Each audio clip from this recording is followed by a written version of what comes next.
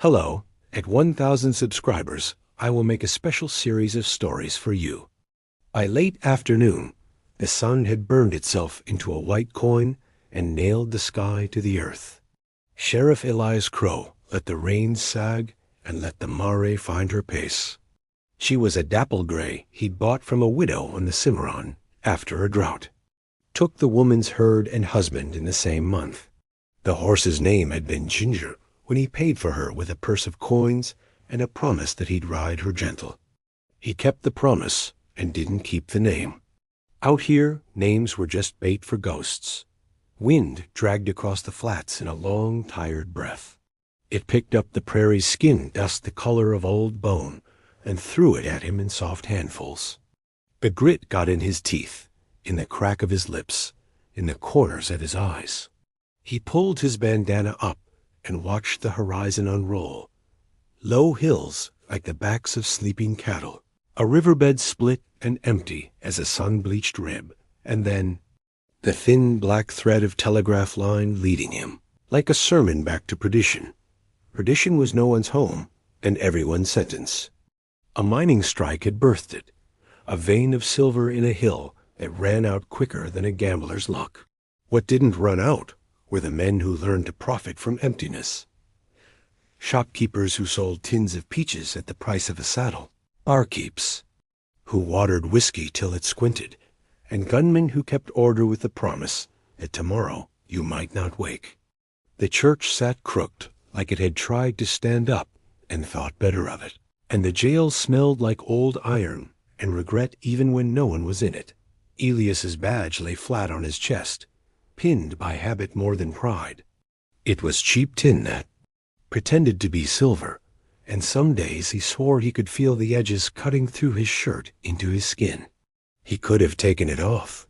He'd done as much before, laid it on the jailhouse table, and walked out into the night thinking he'd keep walking.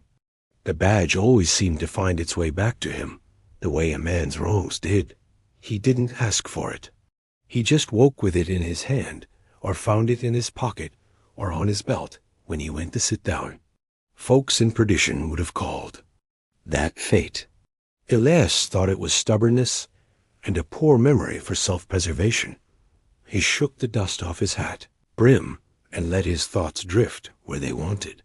They went, as they always did, to the boy at Dry Willow. He'd been 17, maybe, with a mustache trying to be something. One of Brant Maddox's shadows. Maddox had a way of making boys believe they were men, just by letting them stand near him. The kid had a shotgun and bad ideas and a sister who scrubbed linens for $1 a week. The standoff lasted 19 seconds. Elias knew because he had counted the breath between each word he spoke and each twitch of the boy's mouth. "Put it down," he'd said. "Don't, son, no." Then the boy's finger moved, just enough. Elias's barrel came up like a reflex, and the report hit the scrub oak first and the boy's chest second. And afterward, there was a lot of dust and shouting, and a woman wailing into her apron, and Elias cleaning blood off a porch step because no one else had the stomach dot. He hadn't told anyone this part, not even Deputy Harlan Quinn, who liked to think he knew the color of Elias's thoughts. The part he kept was this. The boy had been crying before he lifted the shotgun. Not fear, something else. A kind of crying a man does when he realizes he's already finished, and no one has told him yet. The mare snorted and tossed her head. The telegraph line veered, and with it the rutted track. The wooden plaque someone had nailed to a post leaned at a foolish angle. He'd read the words 100 times, and they didn't change. Welcome to perdition. Pass through quick OR. Settle. In slow, someone likely Maddox's lads had shot the O out of welcome. Now it read welcome me, like the place was too tired to finish its greeting. On the edge of town he passed the Wilcox homestead, a square of fence, a windmill with one blade. Missing, a patch of ground where cabbages tried their best. 2 children sat on the stoop, sharing a piece of apple like it might run away if they didn't keep an eye on it. Alma Wilcox herself stood by the pump, her sleeves rolled and her face set to a line that could have cut wire.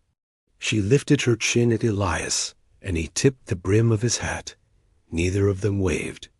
There wasn't anything in a wave that fed a family. The main street offered the usual litany: livery, smithy, mercantile, hotel with a balcony that promised. Music and delivered snoring. 2 saloons, the Calico and the King of Spades, and a barber who doubled as a dentist and tripled as a witness when no one else would raise a hand. The jail sat beside the barber, a squat building of adobe that tried to cool itself by sheer determination and almost never managed. Harlan Quinn looked up from the jailhouse porch when Elias reined in. The deputy was long in the limb and short. In patience, 24 years old with a scar on his jaw shaped like Utah. He wore his hat too flat and his gun a little low because he thought it made him look like the men in dime novels. It made him look like a boy who wanted to be read about. "You're late," Harlan said, with the tone of a man who keeps time by other people's mistakes. "Sun stalled," Elias said, swinging down. "Had to push it the rest of the way." Harlan chewed that for a second, then let it go. Maddox's boys rode through an hour back. 3 of them. Took a bottle from May at the Calico and didn't pay for it. May says they laughed like they were practicing. Anyone hurt? Only her feelings. Harlan's eyes flicked to the moire, then to Elias's face, then away. "You eat?" Elias shook his head. He handed Harlan the reins. "Rub her down." "She carried me like I'm worth hauling." Harlan snorted. "You ain't, then be gentle with her out of pity." Elias stepped up onto the porch. His bones made a small complaint that he ignored. "I'll go say grace over the town and see where God's hiding." He pushed through the jailhouse door. Inside smelled like cool clay and oil. The desk was a board on 2 sawhorses. It held a ledger, 2 ink bottles, an inkwell that had a crack like a smile, and the badge he'd laid there a dozen times and picked up 13. On the back wall hung a wanted poster with Brant Maddox's face, drawn by someone who had never seen him but had been told stories by men who wanted to brag. $500, dead or alive. Dead paid faster. Elias took off his hat and hung it on a nail. He washed his hands in the basin, the water going the color of weak tea. The washcloth dripped brown onto the floorboards. He stared at his fingers, long and calloused, the scar that cut across the knuckle of his right thumb from a winter night when a rifle bolt had stuck and he'd tried to force it with a rock. The old ache in his shoulder woke and stretched. He flexed until it quieted. When he stepped back outside, the light had taken on that late-day tenderness, like the world had remembered could be kind. He turned toward the Calico, because that's where men went when they needed to be reminded they were alive and didn't mind paying for it. Dot May kept the Calico bright, even when the press of Boots and Boots owners tried to darken it. She had hung red curtains that made everyone look a little healthier and installed a mirror behind the bar that made the room twice the size. She liked to see a man come in suspicious and leave surprised. She liked to be the reason. Her hair was piled like a city, and the pins that held it together could have been used as weapons in a pinch. Elias had seen her use one that way on a ranch hand who thought yes was the only answer a woman knew. He pushed the batwing doors and walked into a hum of piano that wasn't quite in tune and wasn't quite not. Conversation stopped, then started. Again, an old-town reflex that said, "We saw you, Sheriff, and we have nothing to hide until you ask for it." The room smelled of beer that wished it were whiskey and cigar smoke that had forgotten how to be elegant. Cards snapped against felt. At a corner table, and a man laughed the way a creek does when it hits a stone. May glanced up, and her mouth tugged into a smile that was 2/3 welcome and 1/3 inventory. "You look like dust baked into a man," she said, sliding a glass across the counter before he asked. "On the house, provided you pay for it." He took a sip. The whiskey was the good kind she saved for customers who made the place safer by being inside it. "Harlan said you had visitors," he said. May rolled her eyes with the performance value of a curtain call. "3 of Maddox's pets. The little one with the hungry eyes, the tall one with a braid he thinks makes him a Comanche, and the slick one who smells like cologne and bad decisions. They swaggered, they implied, they admired themselves. I charged them double. They took the bottle, and I made a note in my book. Any trouble besides theft? They flirted at Lottie, and I set a pin against the palm of my hand to remind myself how to keep my temper. That count? It counts." Elias put coins on the bar anyway and slid the glass back. "If they come again, I'll be where I am." May sobered a notch. "Where you are is thin as paper these days, Eli." He didn't answer. She'd meant his reach, his patience, his life, maybe all of it. She was right. A man's authority ran out faster than his debts dot at the far end of the room. A piano staggered through a hymn that had been to war and come back limping. Lottie, the new girl, small as a fence post, and twice as sturdy, carried drinks with her chin up the way. A singer holds a note. The corner table nearest the door belonged to old Silas Boone, who gambled like he was reading tomorrow's weather and mostly lost like today's forecast. He lifted 2 fingers at Elias in something like respect and something like prayer. Elias nodded back. That's when he saw her. She didn't belong to the Calico, or the town, or any place that had decided to settle for less. She leaned against the veranda post just outside the saloon doors, a step removed from the room's heat and the piano's stubborn cheer. The brim of a bonnet hid half her face. What he could see had been shaped by wind and worry and still refused to surrender. The dress had once been white. Now it was a map of the frontier, dust brown where it dragged, sun faded at the shoulders, a stitch of repair near the hip that said she knew how to mend because no one else would. Her hands were bare, the fingers narrow, knuckles nicked. She held a satchel the color of river mud, one strap mended with a twist of wire. Long journeys leave a tell in the shoulders.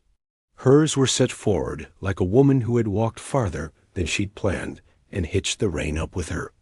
Elias drank the rest of the whiskey because he had the sense he'd need both hands. He set the glass down with a quiet click and felt the room lean in to see what he'd do. A sheriff talking to a stranger is entertainment in a place that makes its own boredom. He pushed through the batwings again and into the shade of the overhang. The evening had come on soft. Dust lay down in the street like it had decided for once to let folks breathe. Somewhere a dog barked and then immediately regretted the energy dot up close. The woman's eyes were green, the kind of green that sits at the bottom of a deep pool and dares you to jump. A line of freckles ran across her cheekbones like a constellation's someone had only half remembered. The corners of her mouth were turned in as if she'd bitten back her words, so long she'd learned to taste iron. "You lost?" he asked gently, because she seemed like the sort who'd mistake kindness for a trick and hit back. She considered him a beat too long, like a dealer deciding whether to let a man sit. "No," she said. Her voice had gravel in it and music too. "Just not found yet. You got a name to be found by? That usually comes after." She looked past him through the saloon doors, at the mirror and the lights, at the town reflecting itself in a prettier shape than it wore. "You're the law here, such as it is." She let her eyes take him in like a tailor measuring a man for a suit she wasn't sure he could afford. Badge, hat, gun worn high and tight, boots that had been cleaned and would be dirty again. In a minute, he had the look of someone who believed in rules the way other men believed in maps, not because they were true, but because they were useful. "You going to ask me what I'm doing?"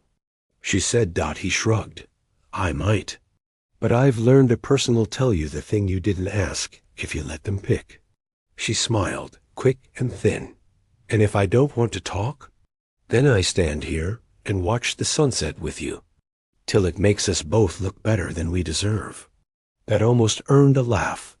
It turned into a cough instead, dry and small. She set the satchel down with care, like it held something that didn't like to be jostled. As she did, the cuff of her sleeve slipped back, and he saw the faint shadow of a bruise near the wrist, old and yellow, long healed but not forgotten. His throat tightened, and he made sure his face didn't. Town has rooms, he said. They're not proud rooms, but they'll keep a roof between you and the moon. Hotel charges fare if you tell them I said so. May will feed you if you sit. And don't spook the men. Preacher'll want to know your story. Don't give it to him unless you want it sermonized. Advice is free today? Her head tipped. The bonnet shadow shifted, and he saw her hair brown, with a stubborn curl that a ribbon had failed to persuade. Cheaper than the other thing I sell, he said. And that is permission. He let the word sit. To live here. To bury. A man. To leave. Her eyes softened a notch, then sharpened twice as much. You sell that? I pretend to. People like things in envelopes with signatures. It's cleaner than the truth. And the truth? She asked. He looked down the street where two boys chased each other with sticks, and an old man swept dust off his stoop and into more dust because motion felt like victory. The truth is, we're all here until we're not. That part happens. Fast. Fast, she echoed, and he heard something behind the word. Weariness, or relief, or a hope that had been driving without water. From inside the saloon. May's laugh curled out like smoke. A wagon rattled past, missing a slat, the mule's ears flicking in time with a fly that refused to be discouraged. Farther off, the blacksmith's hammer banged in a rhythm that reminded Elias of marching, and he swallowed the memory like bad coffee. He was about to ask if she wanted water when the wind came up. It lifted a scrap of newspaper from the gutter and pressed it against his boot. The page had a 4-year-old date on it, and a headline about a governor back east who'd promised to clean up something that had since gone rotten. He put his heel on the paper and felt the crinkle against the wood. The woman watched him do it, and something like amusement moved on her face and left again. You don't wear your badge right, she said, and pointed with her chin. It pulls down your shoulder. You keep adjusting and don't notice. He resisted the urge to fix it. You watch people for sport? For safety, she said simply. And because it's cheaper than cards. Then tell me what else you see. She didn't answer immediately. She took him in like she was deciding whether to lay a hand of 3 queens or fold. Your boots are clean in the wrong places. Means you brush them when you're thinking and don't walk where you ought to when you're done. Your gun's kept like a prayer book. Your eyes go to the street corners and the roofs before they land on a face. And you drink when you'd rather be drinking somewhere else. Where? Anywhere a woman isn't counting on you. He felt that one. It slid in under his ribs and found a place to stand. He nodded once, like she'd told him the weather. Now my turn, he said softly. You hold that satchel like it's guilty. Your shoes are city shoes that have learned to pretend to be country. You rested twice today afternoon, each time less than you wanted. You miss bread. You hear trains even when there aren't trains. And you're trying to figure out if this is the place you meant to come to, or just a place you'll have to leave. They stood there in the togetherness that happens when two people tell the truth with small knives. The street stretched, time slowed. The sun got ready to fall behind the hills and make the sky pink in a way that would break a tender man's heart. You never told me your name. He said, I didn't, she agreed. I'm Elias Crow. He said, because a gift often buys one back. Sheriff by job, fool by hobby. Her mouth did the almost smile again. "Crow," she said. "That fits. What should I call you?" She let her gaze drift to the edge of the street where the dust piled against the plank walked like drifts of snow. She watched an ant carry a seed twice its size and refused to congratulate it. "Clara," she said at last, as if the syllables cost, and she decided she could afford it. "Clara Bell." "Miss Bell," he said. "Just Clara." She picked up the satchel again. Her hand trembled once, a small earthquake that didn't last long enough to bring down a building. "I have something to show you." "What kind of something?" "The kind you don't look at and keep on like you did before." She dipped her head toward the saloon. "Buy me a drink so I can pretend this is just a conversation." They went inside.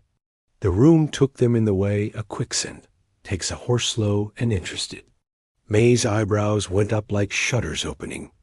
Elias ordered water for Clara and another whiskey for himself. And when May put the glass down, she put her hand on Clara's for a second, like a blessing God at a corner table. Clara set the satchel on her lap. Her eyes flicked to the door, the windows, the mirror, the exits a woman learns before she knows any man's name. Elias felt his own chest tighten without moving. She undid the strap, slow like a rite. Inside, wrapped in the care of a woman who had mended everything she could and a few things she couldn't, lay a folded square of cloth the color of dried roses. She didn't touch it yet. She gave him her eyes instead. They were clearer up close and more dangerous for it. "I'm not clean," she whispered. The piano stumbled. The room breathed. Somewhere in the back, a beer glass knocked on wood. Elias's fingers hovered a breath above the table and did not move. He had the sense sharp as a thorn in a boot, that whatever she laid between them would pull him across a line he wouldn't be able to uncross. The badge on his chest felt colder. The sun finally committed to falling, and the calico's red curtains caught fire with it, and the dust, for once, held still. Asterisk for a breath, the saloon's sounds narrowed into the small space between her whisper. And his pulse, the scrape of a chair leg across warped floorboards, the lid of the piano creaking as the player's foot pumped the tired pedal. May's laugh poured into a glass. Everything else felt far away. Close was the satchel, and the way Clara Bell held herself like a person who had been taught not to flinch and then relearned. It alone done, she eased the bundle out and set it on the table. Cloth, folded tight. Threadbare in places, stiff where the stains had hardened. Elias didn't move. You learn slow in his line of work that some things get louder if you touch them. "Go on," she said. "It won't bite." He slid 2 fingers under the edge and lifted. The fabric fell open in awkward quarters.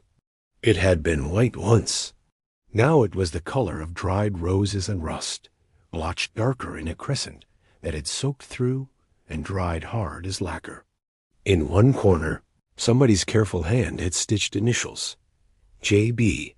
The thread had been blue when it started in Skyles's now. He could smell it. Not strong. Enough. Old copper and lye and something faintly sweet that reminded him of camphor and funeral parlors where they'd tried to make death polite. He closed his hand and found that he'd been about to fold it back up without thinking. Neat, almost tender, like a man tucking in a child. Clara's eyes were on his knuckles, not the cloth. "My husband's," she said. No tremor, no dramatics. "Jonah Bell. He had 2 of them. One for Sunday. This is the other." Elias touched the stitched initials with the pad of his thumb. He felt the raised letters the way you feel your own. Name when somebody says it in a crowd. What happened to him? "You'll ask it like that?" She watched his mouth, judging the order of the words. "How would you have me ask?" she considered. "They beat him," she said at last. They beat him in a way that meant to say it was a conversation. Then one of them put this in his pocket, like he was doing him a kindness. Jonah bled into it the rest of the night. In the morning, when a man should have woken if he's going to, the slick one smelled like cologne took it out and tucked it into his own vest, as if it were a tribute. The last man to wear it didn't deserve it. Her eyes lifted to his. "You want to wear it, Sheriff?" May appeared before Elias found a sentence. She set down water for Clara and another whiskey for him, and turned the pins in her hair like she'd stick the world where she wanted if the shelf would hold. "You need anything else?" She asked Clara, and somehow made it sound like you can have anything. Clara lifted the glass. "You have bread?" May nodded once and vanished toward the kitchen. Elias unfolded the cloth the rest of the way. It had been washed more than once, he guessed. The stains held anyway, stubborn as the desert. "Tell me," he said. He didn't put command in it. He put his own breath. Clara let her gaze go to the mirror behind the bar where she could look at the room without the room looking back. "Jonah came west with a ledger and promises," she said. "Rail had him counting loads up at the Perdition. Spur. He was quick with numbers even as a boy, so they said, and honest the way a good carpenter is honest, because crooked things break on you later, and he didn't like surprises. We made it far enough to run out of money, and farther still to find the work that had been promised was mostly a man standing with his hat in his hand while somebody else borrowed it." She took a small swallow of water, kept her eyes on the Fae. Mirror.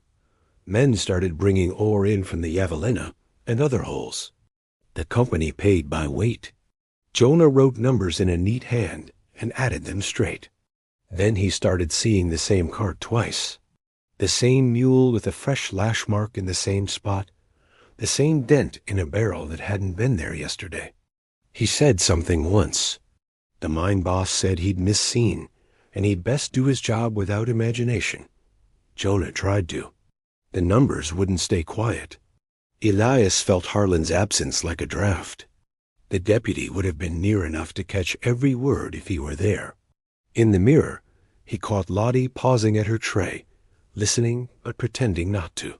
Silas Boone's cards stayed face down a little longer than usual. Clara went on. "There are ways to say things to the men who don't want to hear them." Jonah used none of those ways.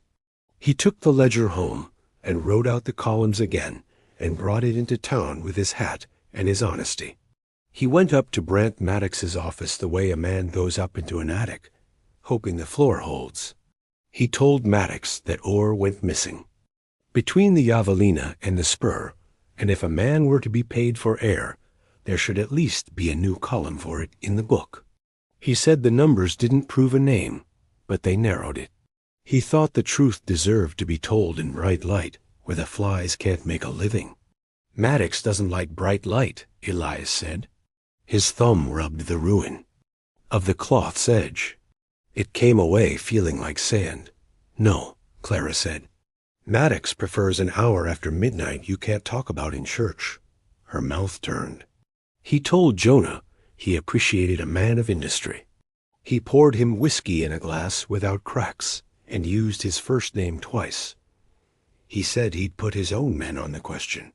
Jonah came home and said he thought things would be set straight by week's end. He slept like he hadn't in months. And then, Elias knew the shape. The details still matter. And then, Clara said, a mule went missing, and Jonah went looking.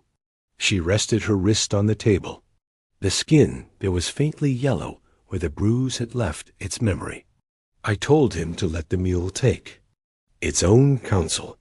He kissed my mouth like a man sure he'd be back for supper, and went down to the livery with his hat set right.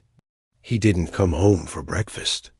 May returned with bread still warm enough to steam, and a thumb-sized dish of lard whipped with salt. She put it down and walked away without charging, which was May's version of kneeling. Clara broke a peace soft easy, the way you do when life has turned hard everywhere else and didn't eat it yet.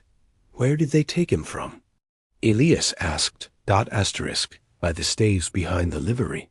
She angled her head toward the alley. not a place for grand gestures, a place for practical work. One of them tall, hair braided, like he couldn't decide what he was, had a stick he used like he was keeping time. The little one, the hungry-eyed one, had his mouth open as if to catch any mercy blowing by. The slick one smelled like a barber shop and said "sir" to me when I came running, like the word could soften anything. They told me Jonah had been asked a question and answered poorly. They said he was being kept for his own good until his temper cooled. The slick one tucked this, she nodded at the cloth, into Jonah's pocket like it absolved them of something. Maddox came round the corner after took his hat off to me, told me not to dirty myself by making noise, and asked if I'd ever considered church-going as a comfort. He said I'd have my husband back when he came to his senses. And you? The question tasted like metal. I went home because home was the only place I had to go, she said. I went home because you can only grip a man by his shirt so many times before he doesn't feel like your husband anymore. He feels like a rope that burned your hands. I sat in the dark and thought of things I could do with a knife, and none of them brought him to the door. She took another sip of water. Morning, they brought Jonah to me on a door off its hinges. You know the rest by the way you are holding that cloth. Asterisk Elias did. He settled the cloth on the table as if it could speak for itself. The initials seemed to look back at him. You tell the sheriff? He asked Dot. She gave him a look that held the whole town at arm's length. You are the sheriff. Before, he said. When it happened, I told the man who had the badge then, she said. He wrote something in a book and said he'd look into it. By the time he did, the thing had been tidied away.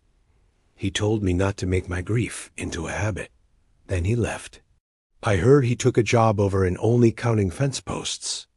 Elias knew the old sheriff brat.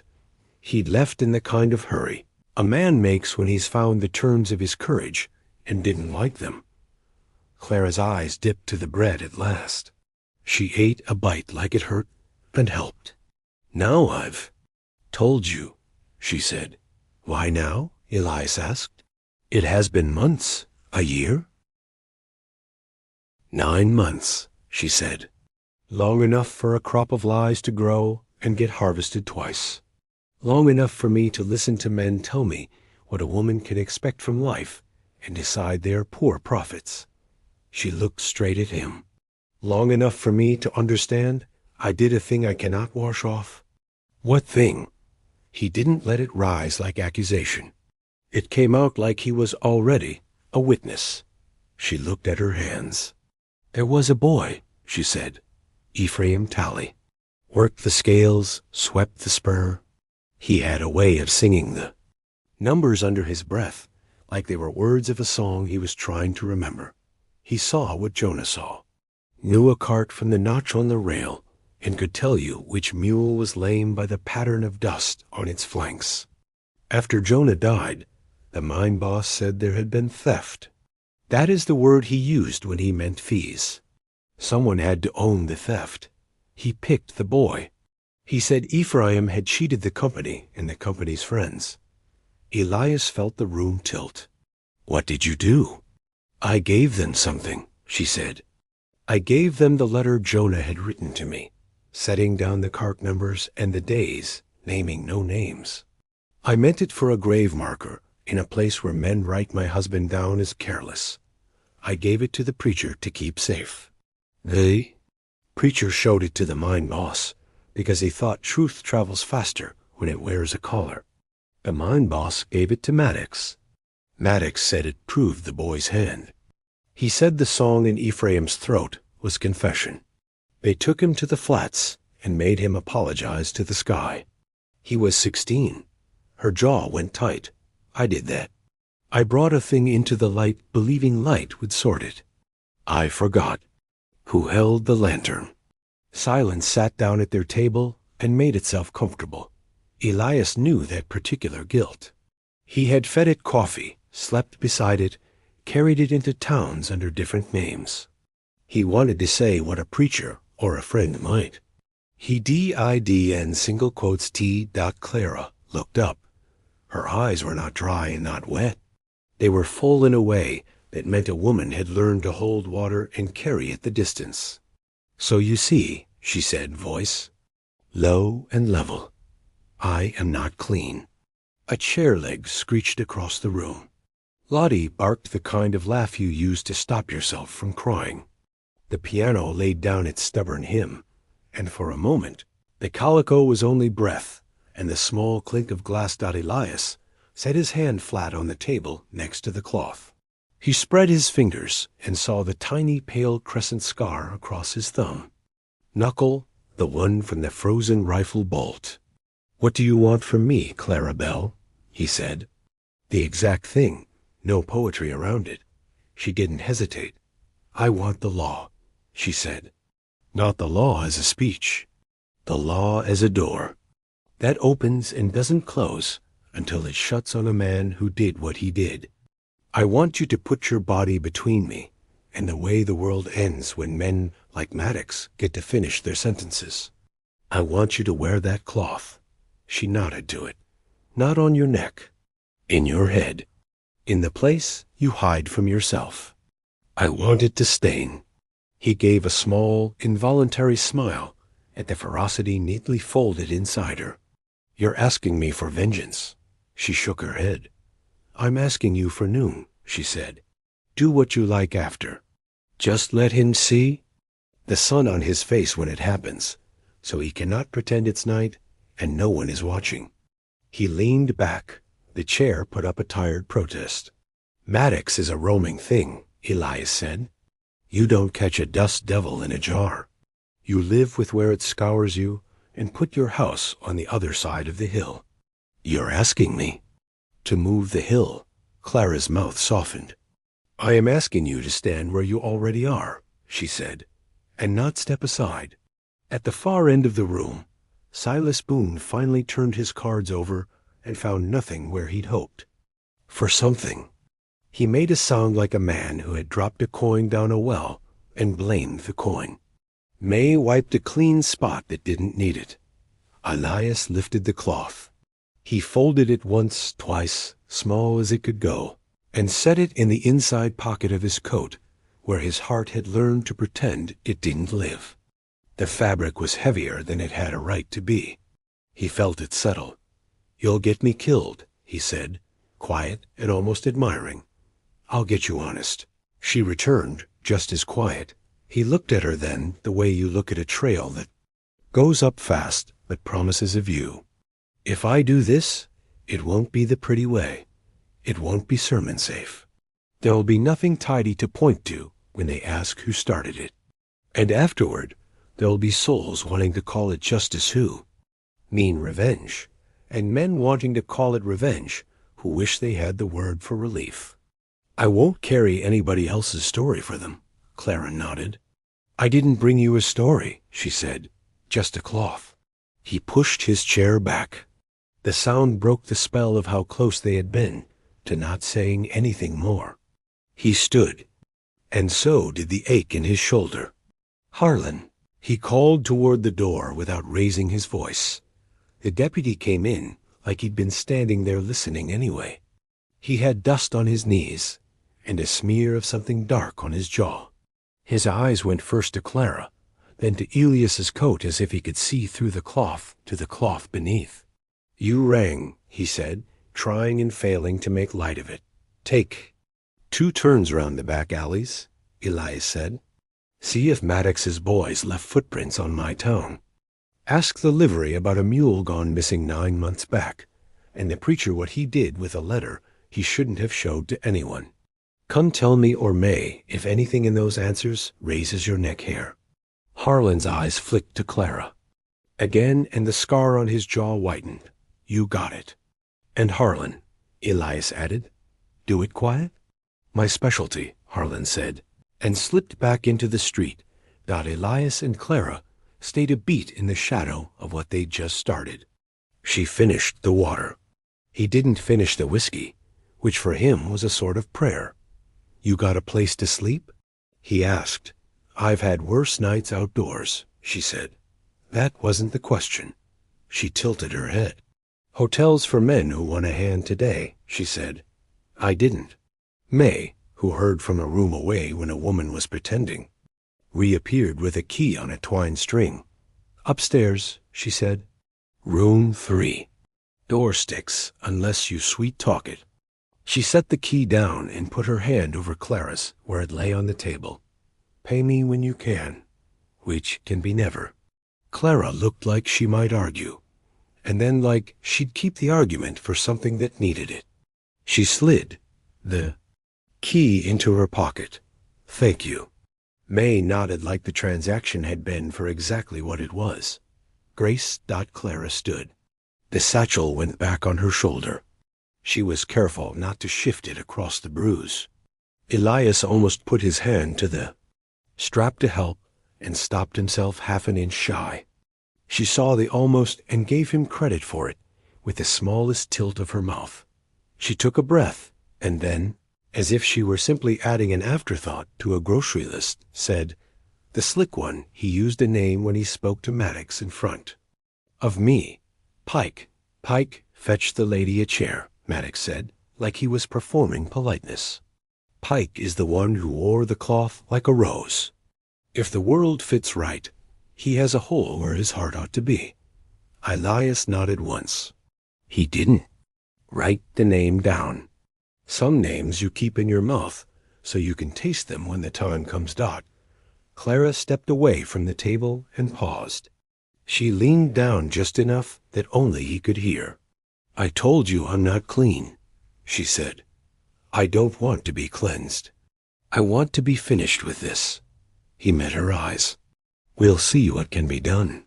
She went up the stairs to the rooms above the saloon, where the floorboards creaked in a pattern. That told you who had eaten well and who hadn't. Elias watched until the door closed, and then watched the door a little longer. He felt the cloth in his pocket, like a coin he'd promised to flip and hadn't yet. Harlan came back in through the side, breathing like a man who'd been careful, and then ran. He leaned on the bar and kept his voice low. 2 of Maddox's were at the livery an hour before you got back, he said. Took the sorrel mare they like, and left a nickel on the feed bin to see if anyone would stoop to pick it up. Mule went missing 9 months ago, same day, folks. Remember you were up north at Reed's Crossing. Preacher says he lost a letter once, and found it again only to discover it had already done its damage. He asked me if God keeps a ledger. What did you tell him? Elias asked that if he does, he can do his own collections. Harlan squinted at Elias's pocket. What did she give you? Laundry, Elias said. Harlan's mouth flattened. You going to wash it? I'm going to wear it. Elias let the words sit. Quiet tonight. Sit pretty. Let's see who thinks their shadow makes them hard to see. Harlan nodded, and went to stand by the door where he became, as he liked to say, part of the furniture until he needed to be a gun. Elias paid May for nothing in particular, and let her keep the change, because it was a way to thank her for giving away things worth more. He stepped outside into the slow blue of evening. Perdition had pulled its day over its head like a blanket and was waiting to see who'd shake it awake. A telegraph line sang to itself in the wind. Somewhere a train that wasn't coming to. Perdition whispered across a different piece of earth. He stood under the saloon's overhang and touched the place on his coat where the cloth lay. He'd thought it would feel like a relic. It felt like a stone you carry in your pocket to remind yourself where the river runs when you've been too long on dry ground. Sheriff, said a voice from the street. Elias turned. The slick one stood 6 paces out, hat tipped, vest neat, the shadow of a smile arranged like an appointment. Up close you could see the polish on him, the way everything about him had been chosen to look like it hadn't been chosen. Behind him, further down the street, the tall one with the braid leaned against a hitch rail and tapped that stick of his against his boot heel in a rhythm that had no song. The hungry-eyed boy watched from the shadows under the balcony, mouth open to catch any stray mercy. Perdition's evening wasn't as quiet as it had hoped. "You're wearing something new," Pike said, voice soft and almost admiring, like he noticed a man's tie. "Suits you?" Elias didn't reach into his pocket, didn't touch the cloth. He let the weight of it answer for him, and kept his own mouth empty long enough for the night to decide which way to lean. "Evening," he said, and the day, which had thought it could end like any other, understood it would not. Asterisk night in Perdition was not black. It was iron gray, dense enough to press against the ribs, streaked by lantern glow that leaked out of windows and saloon doors in slashes of yellow. The sky carried stars like buckshot sprayed across hide, but few looked up long enough to notice. In Perdition, men kept their eyes low and their hands closer still. Elias Crow sat in his office at the jailhouse, the lamp guttering low, ledger open but unread. The cloth was still folded in his inner pocket, pressing into his chest like a second badge, one stitched with initials instead of tin. He hadn't touched it since Clara slid it across the table. He didn't need to. Its weight was a reminder with every breath. On the desk sat a scatter of wanted posters, names scrawled beneath crude likenesses: Landon Pike, Isaiah Maddox, Ezekiel Hungry Kemp. All three lay in Maddox's shadow. Only Pike, with his slick smile and barbershop cologne, had the gall to stand under the sheriff's nose that evening and make remarks about what Elias wore. Ghosts moved with them, men Elias had killed and men Maddox had, and the ones no one admitted were missing. Perdition wasn't a town. It was a grave that hadn't been dug deep enough. A knock at the jailhouse door. Harlan Quinn came in, hat pushed back, eyes sharp even though his shoulders slumped. He carried news like he carried his revolver, heavy and with the expectation he'd have to use it. "They've taken a room at the King of Spades," Harlan said. Pike, the tall one with the braid, and the boy, bought the whole upstairs with coin they didn't count out loud. Maddox himself ain't in town yet, but he leaned against the desk. "Feels like they're setting the table before the host arrives." Elias rubbed the scar on his thumb, the way a preacher might rub beads. "Any noise?" "Enough," Harlan said. "Drunk bragging.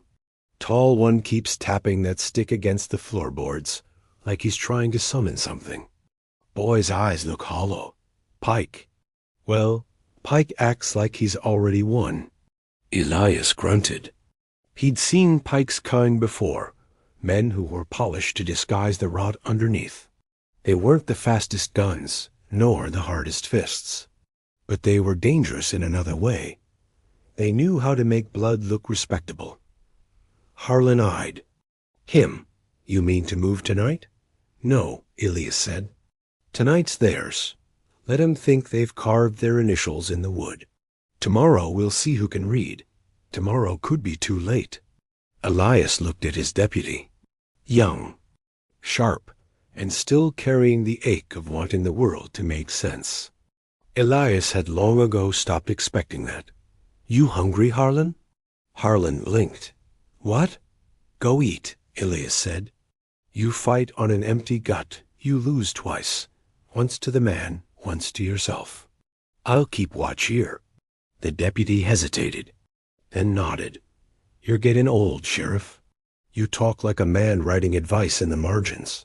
Elias gave a tired smile. "That's all a lawman's life is, Quinn. Margins around other men's sins." When Harlan left, the jailhouse sank into silence again. The lamplight flickered against the adobe walls, painting shadows like bars across the sheriff's face. He leaned back in his chair, boots on the desk, revolver resting in his lap. He did not expect sleep. The ghost he had avoided all day came walking in the quiet. Dry willow. The boy with the shotgun and the mustache too thin for his mouth.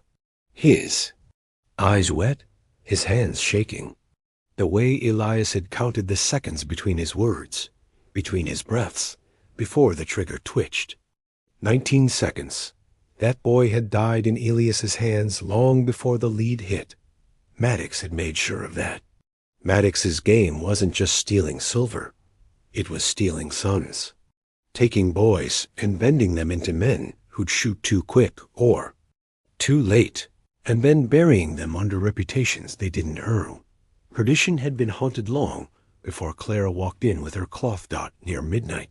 Bootsteps scuffed outside. Elias's hand fell to his revolver, thumb pulling the hammer back halfway before he even breathed. The jailhouse door creaked. Clara Bell stepped in. She had left the bonnet upstairs. Her hair, stubborn curls loosed by the day's dust, framed.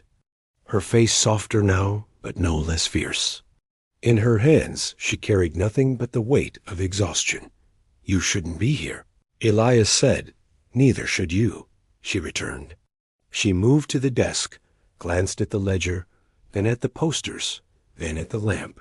"You sit with ghosts?"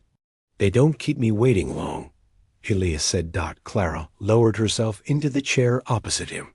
Her hands folded together, knuckles white. "They know you bleed." Elias studied her. The bruise at her wrist was more visible in the lamplight. Her eyes looked older than the rest of her face. "You looking to confess more tonight, Clara?" She shook her head. "I came too. Remind you. You wear that cloth now, whether you admit it or not.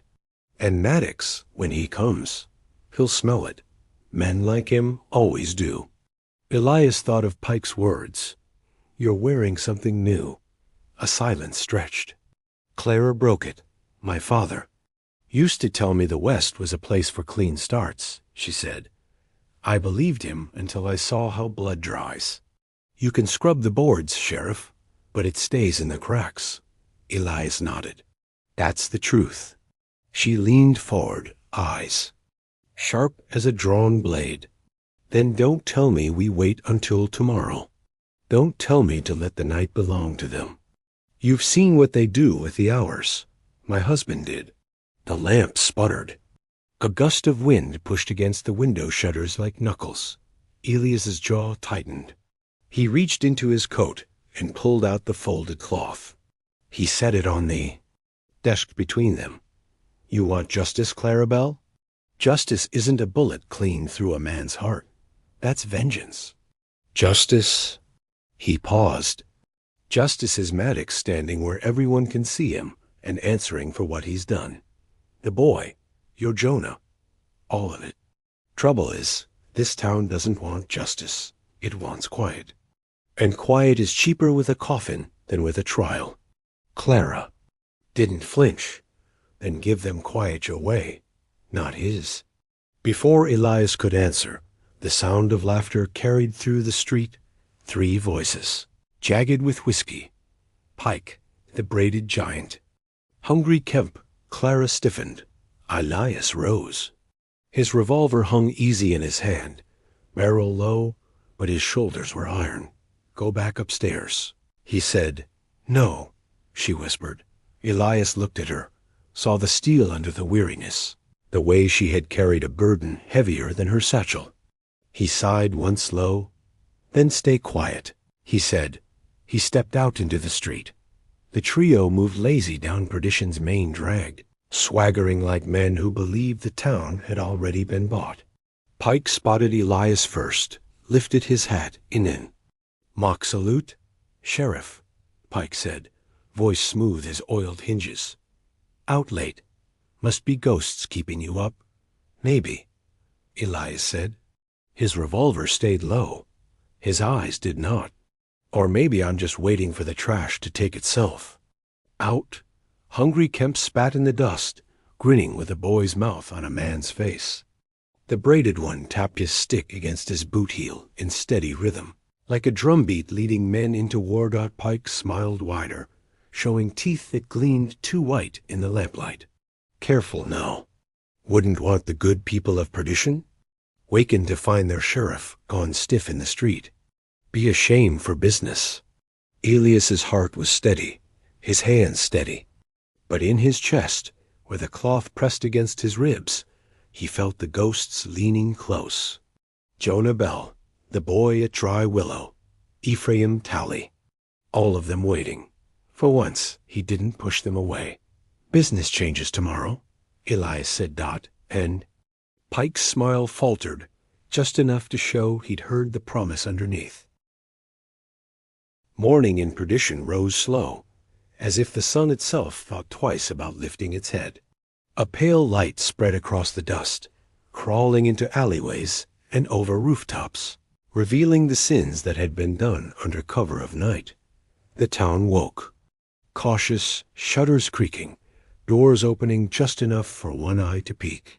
Word had gone round that Brant Maddox was coming. Sheriff Elias Crow had been up all night. He stood on the jailhouse porch, badge glinting dull against his chest, the blood-stained cloth heavy in his pocket.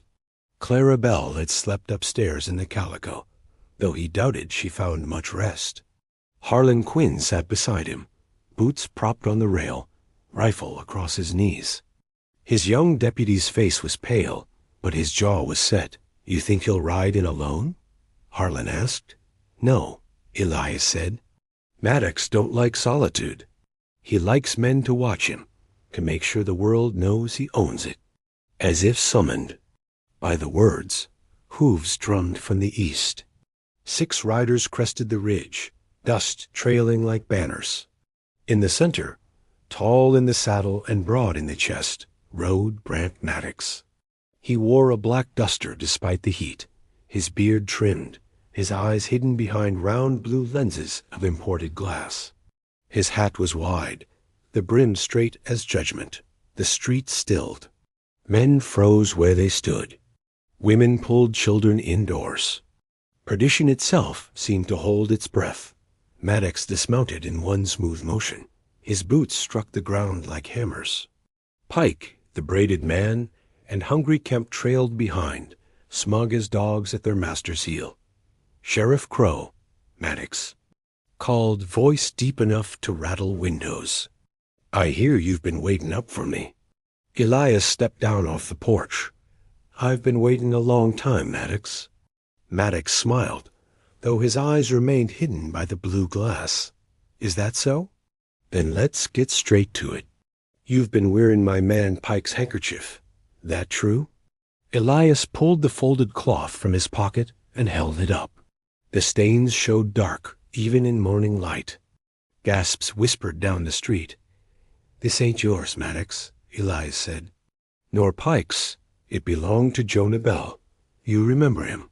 Man with a ledger. Man with too much honesty for this town." Clara's voice rose from the calico porch. She had stepped out, bonnet gone, her hair wild in the wind. "He bled into it while your men beat him, Maddox. You tucked it away like a trophy. But it's mine now, and it will be the last thing you see," the crowd murmured. Maddox's smile tightened. "You putting on a show, Sheriff?" Maddox asked, voice low, dangerous. "Think these folks want justice? They want peace, and peace means I keep order, not you." Elias's hand hovered near his revolver.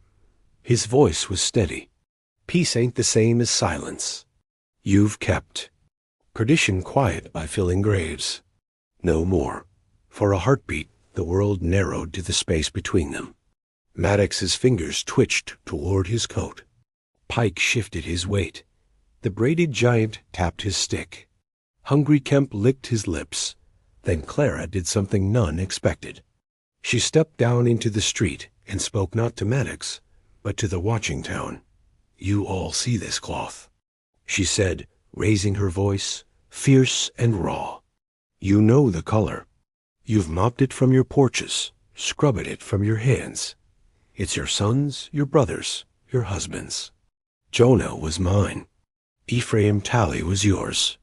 How many more before you admit Maddox ain't protection? He's the plague?" The silence broke like a pane of glass. Men muttered. Women wept softly. Even the preacher, standing pale on the church steps, bowed his head. Maddox snarled. "Enough!" His hand shot to his revolver. Elias's gun cleared leather in the same breath. The shot cracked like thunder. Maddox staggered, a dark bloom spreading across his chest. His blue glasses shattered as he fell to the dirt. For a moment, no one moved. Then Pike screamed, fury and panic tangled, and drew his pistol. Harlan fired. From the porch, the crack of his rifle sharp. Pike fell, clutching his throat. The braided man lunged with his stick, but Elias put a bullet through his shoulder and sent him sprawling. Hungry Kemp raised his revolver, eyes wild, but Clara hurled the cloth into his face. He flinched, and Elias's second shot took him down. The dust settled slow. Maddox lay still, his hand outstretched, fingers curled as though trying to hold on to the town he had owned. The cloth, stained and frayed, fluttered down beside him. Landing across his chest, Elias lowered his gun. His heart thudded once, hard, and then a strange quiet filled him. Clara stood over Maddox's body. She looked at the cloth resting on him, then at Elias. Her voice was soft, but carried across the street. "I told you, Sheriff," she whispered. "I'm not clean." Elias met her eyes. "Neither am I." The people of perdition stepped out. From their doors, their shadows stretching long in the rising sun. They looked at the sheriff, at the widow, at the dead outlaw. Something shifted in them, not triumph, not peace, but the beginning of remembering what courage sounded like. The cloth slipped from Maddox's chest, falling into the dust, and when it dropped, Elias's heart stopped, not from fear, but from the weight of knowing that every ghost he carried had been watching, and now they would never leave him.